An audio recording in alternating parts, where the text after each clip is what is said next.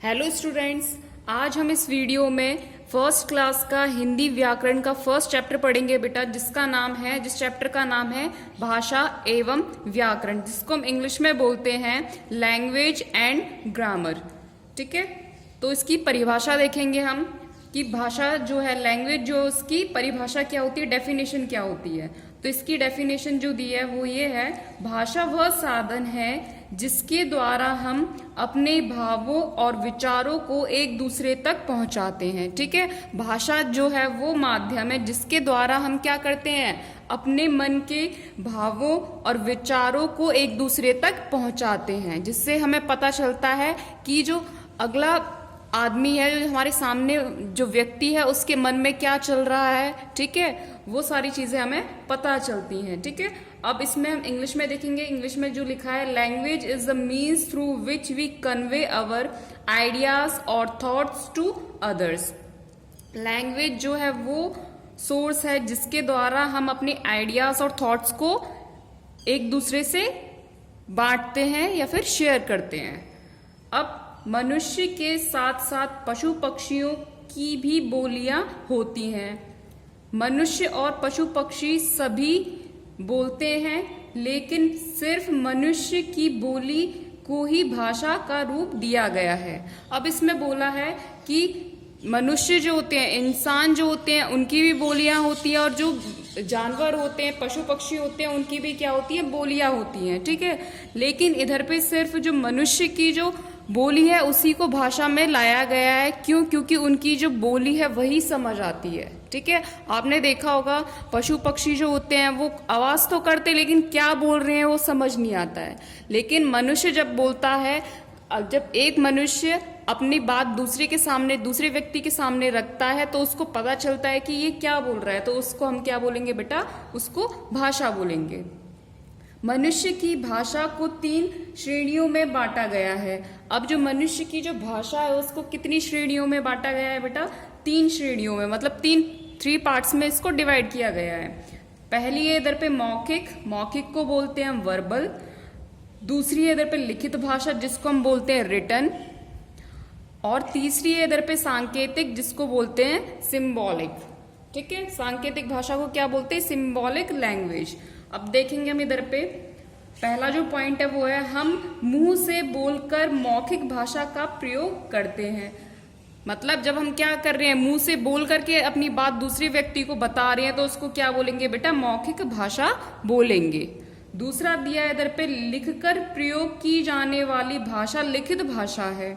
ठीक है, जब हम लिखकर किसी को अपने मन की बात बताते हैं तो उसको क्या बोलेंगे, हम लिखित भाषा बोलेंगे। कौन सी भाषा बोलेंगे, लिखित भाषा बोलेंगे। इशारों या संकेतों द्वारा की जाने वाली बातचीत सांकेतिक भाषा है। जब क्या करते हैं, हम इशारों का यूज करते हैं, मतलब जब हम इशारे कर करके दूसरे व्यक्ति को क्या करते हैं, अपने मन की बात कहते हैं, उसको हम क्या बोलते हैं, सांकेतिक भाषा बोलते हैं, जो हमारी तीसरी भाषा इधर पे दी हुई है।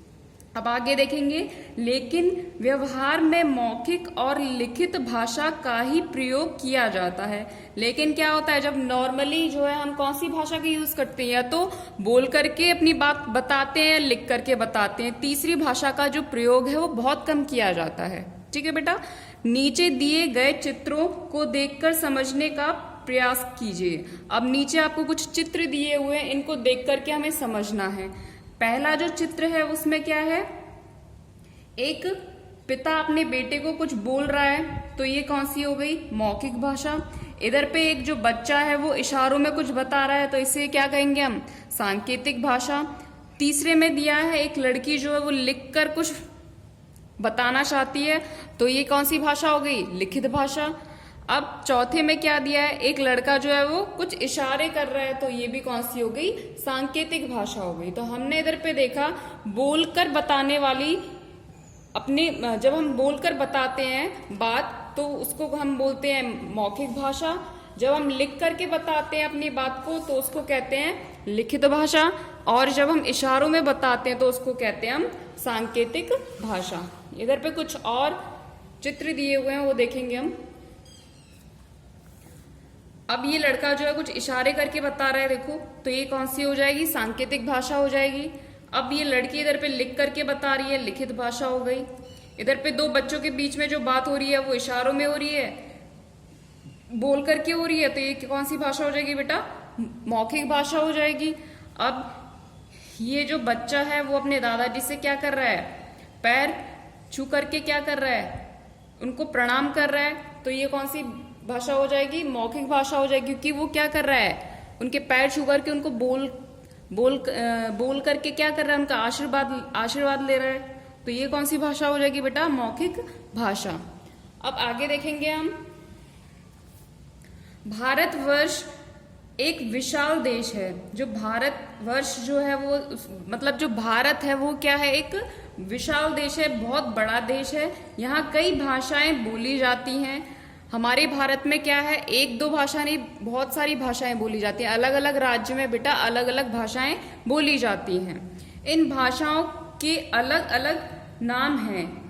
उनके क्या हैं? अलग अलग नाम दिए हुए हैं। जैसे कि हिंदी भारत की राष्ट्रभाषा, जो हिंदी है वो हमारे क्या है? राष्ट्र की मातृभाषा है, या फिर हम क्या कहेंगे? भारत की राष्ट्रभाषा है। पंजाबी, और कौन सी भाषा बोली जाती है हमारे भारत में? पंजाबी, पंजाब में बोली जाती है। बांग्ला, गुजराती, उर्दू, असमिया, मणिपुरी, कश्मीरी, तमिल, तेलुगु, कन्नड़, मराठी, कोंकणी और आदि। ठीक है, इसमें क्या है हमारे, जैसे कि इसमें बताया कि जो हमारा जो भारत है उसमें क्या है? बहुत अलग अलग तरह की क्या है? भाषाएं बोली जाती हैं, जिसमें से जो हिंदी है वो क्या है? भारत की राष्ट्रभाषा। हमारे देश की राष्ट्रभाषा कौन सी है? हिंदी है। विभिन्न देशों में विभिन्न भाषाएं बोली जाती हैं।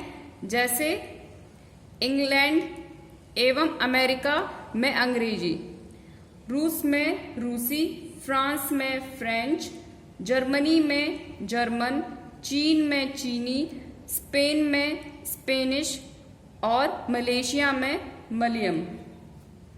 मलय भाषा बोली जाती है। अब इसमें बोला है जैसे हमारे देश में जो है वो क्या है? अलग अलग भाषाएं बोली जाती है, कोई एक भाषा नहीं बोली जाती। लेकिन जो अलग अलग देश हैं उसमें क्या है? एक ही भाषा बोली जाती है। जैसे कि इंग्लैंड और अमेरिका में अंग्रेजी बोली जाती है, इंग्लिश बोली जाती है। रूस में रूसी बोली जाती है, फ्रांस में फ्रेंच बोली जाती है। इसी तरह से हर देश में एक एक भाषा बोली जाती है, लेकिन हमारा ही एक ऐसा देश है जिसमें अलग अलग भाषाएं बोली जाती हैं। आगे है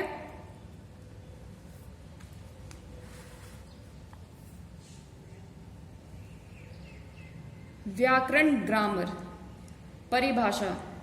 व्याकरण वह शास्त्र है जिसके द्वारा हम किसी भाषा को शुद्ध लिखना व बोलना सीखते हैं। अब व्याकरण जो है, ग्रामर जो है वो किस चीज में हमारी यूज होती है? जिसके द्वारा हम क्या करते हैं? हम जो बोलते हैं और जो लिखते हैं वो उसमें क्या करती है? वो शुद्धता लाती है। मतलब अगर कई बार होता है कि हम गलत बोल देते हैं, लेकिन अगर हम व्याकरण पढ़ेंगे तो जब उसके बाद हम बोलेंगे लिखेंगे चीजों को, तो उसमें क्या होगी? अशुद्धता नहीं होगी, उसमें शुद्धता आएगी। हम सही बोलेंगे और सही लिखेंगे। किसी भाषा को शुद्ध लिखने और बोलने का ज्ञान व्याकरण कहलाता है। जैसे मधु ने कहा, मैं पाठ नहीं पढ़ूंगा। ठीक है, इसमें बोला है कि मधु ने कहा मैं पाठ नहीं पढ़ूंगा। गगन ने कहा मैं दूध नहीं लूंगी। ये दोनों वाक्य अशुद्ध हैं। शुद्ध वाक्य इस प्रकार हैं। अब इसमें क्या है? इसमें बोला है कि व्याकरण जो है वो लिखना और बोलने को क्या करती है? शुद्ध करती है। लेकिन इधर पे हमें दो वाक्य दिए, वो क्या है? अशुद्ध हैं। अब देखेंगे उसमें शुद्धता क्या है, सही कैसे लिखेंगे उसको। मधु ने कहा मैं पाठ नहीं पढ़ूंगी। मधु कौन है? इधर पे लड़की है, तो लड़की जो है वो गा यूज नहीं करती है। क्या आता है इसमें? गी आएगा। मैं पाठ नहीं पढ़ूंगा, जैसे इसमें बोला था मैं पाठ नहीं पढ़ूंगा, तो वो गलत हो जाएगा। इसमें जो सही है वो ये है, मैं पाठ नहीं पढ़ूंगी। गगन ने कहा, गगन इधर लड़का है, तो मैं दूध नहीं लाऊंगा। लेकिन इधर पे दिया था मैं दूध नहीं लाऊंगी, तो लाऊंगी जो है, लूंगी जो है वो क्या है? लड़की के लिए यूज किया जाता है। तो जो सही है वो है मैं दूध नहीं लूंगा। नेक्स्ट है इधर पे, शुद्ध भाषा की जानकारी हमें व्याकरण के माध्यम से मिलती है। जो शुद्ध भाषा होती है उसकी शुद्ध भाषा की जानकारी हमें व्याकरण के माध्यम से मिलती है। ठीक है, अब जो शुद्ध भाषा होगी वो हमें कहाँ से मिलेगी? व्याकरण से मिलेगी, जब हम व्याकरण पढ़ेंगे। व्याकरण के अंग, पार्ट्स ऑफ ग्रामर, ग्रामर के जो पार्ट्स हैं वो कितने हैं? 3 पार्ट में डिवाइड किया गया है। पहला है वर्ण विचार, दूसरा है शब्द विचार और तीसरा है वाक्य विचार। तो ये जो है व्याकरण को 3 अंगों में बांटा गया है। अब चैप्टर हमारा इधर पे कंप्लीट होता है बेटा। अब हम इसके जो क्वेश्चन आंसर्स हैं वो देखेंगे।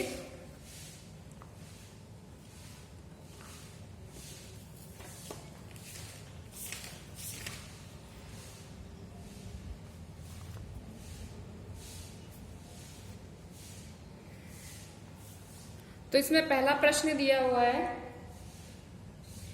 सही उत्तर पर टिक का चिन्ह लगाएं। जो सही उत्तर है उसको टिक लग करना है आपको। व्याकरण के कितने अंग होते हैं? व्याकरण के कितने अंग दिए गए हैं इधर पे? व्याकरण के इधर पे 3 अंग दिए हुए हैं, तो 3 को टिक करेंगे आप। ठीक है, अगला है इधर पे ख है, जो है वो है मुंह से बोले जाने वाली भाषा कहलाती है। मुंह से बोले जाने वाली भाषा कौन सी कहलाती है? मौखिक भाषा, लिखित भाषा या दोनों? मुंह से बोलने वाली भाषा को कहते हैं मौखिक भाषा। तो फर्स्ट वाले को टिक करेंगे इधर पे। भाषा का रूप दिया गया है। भाषा का रूप किसको दिया गया है? मनुष्य की बोली को, पशु पक्षी की बोली को, या फिर दोनों को? मनुष्य की बोली को ही भाषा का रूप दिया गया है, क्योंकि हमें उनकी भाषा ही समझ आती है, इसीलिए। अगला है भाषा के रूप। भाषा के रूप जो है वो कितने होते हैं? भाषा के रूप कितने होते हैं? भाषा के रूप दिए गए हैं इधर पे हमें 3। भाषा के 3 रूप होते हैं। अगला है इधर पे, नीचे दिए गए चित्रों को देखकर लिखिए कि वे भाषा कौन सी है।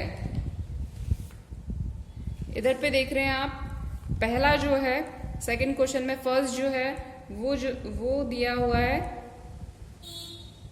बच्चे जो है वो क्या कर रहे हैं? बोल करके अपनी बात रख रहे हैं। तो ये हो जाएगा हमारा इधर पे क वाला हो जाएगा।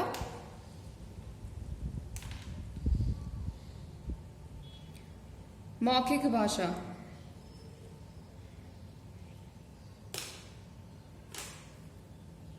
ये हो जाएगा हमारा इधर पे मौखिक भाषा।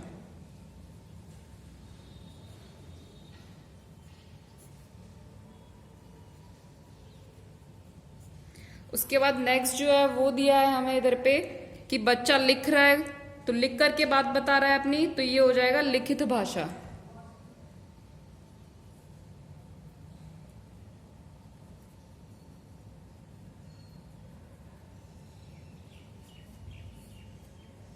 तीसरा दिया इधर पे बच्चा इशारों में अपनी बात रख रहा है, तो ये हो जाएगा सांकेतिक भाषा।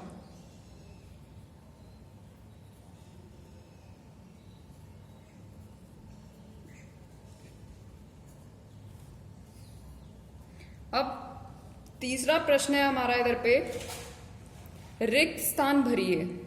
भाषा के डैश रूप होते हैं। भाषा के कितने रूप होते हैं? भाषा के 3 रूप होते हैं।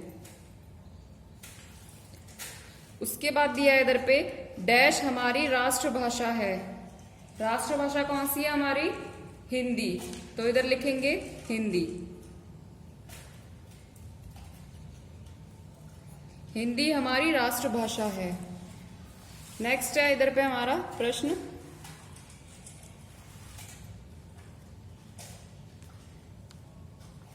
नेक्स्ट प्रश्न है हमारा इधर पे,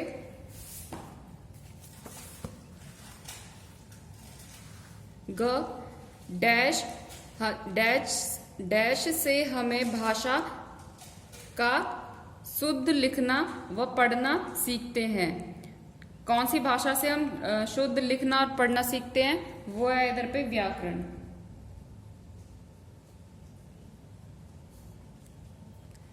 उसके बाद इधर पे व्याकरण के डैश विभाग हैं। व्याकरण को कितने विभाग में बांटा गया है? 3 विभाग में बांटा गया है। 3। इशारों या संकेतों द्वारा की जाने वाली बातचीत डैश भाषा है। सांकेतिक भाषा।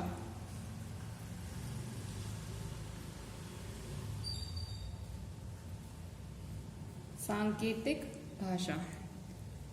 Okay, thank you students.